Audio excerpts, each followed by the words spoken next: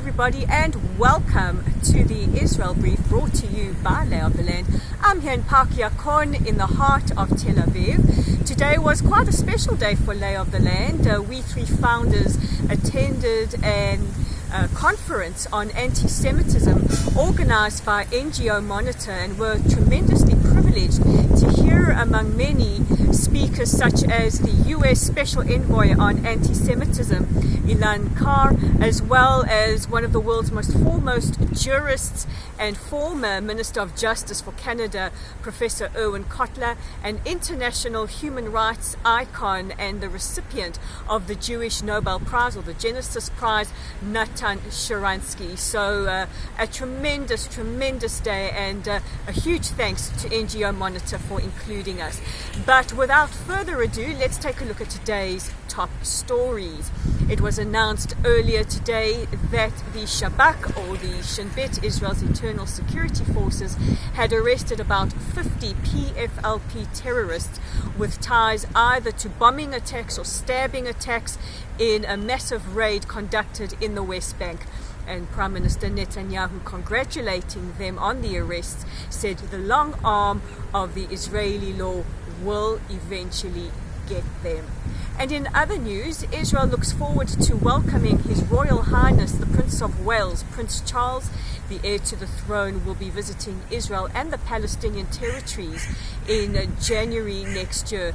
He will be here to attend the Jerusalem Forum, which will commemorate the 75th anniversary of the liberation of the Auschwitz death camp.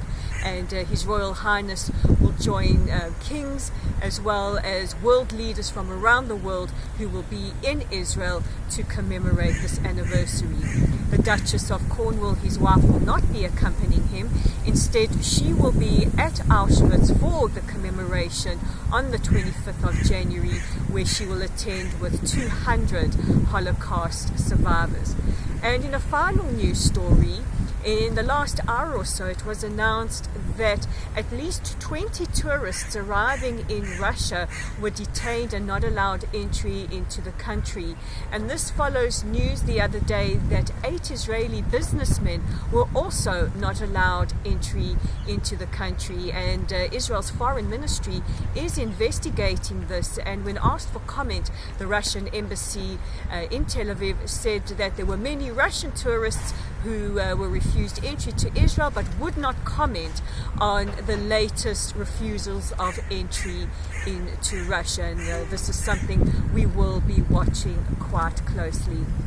So those are your top stories today. Don't forget, you can check out our content. We update daily on www.layoftheland.online. The duck quacking in the distance agrees that our content is superb, and you can read all about Boris Johnson's trip to Israel during his youth. Perhaps this is what has made him a great lover of the state of Israel.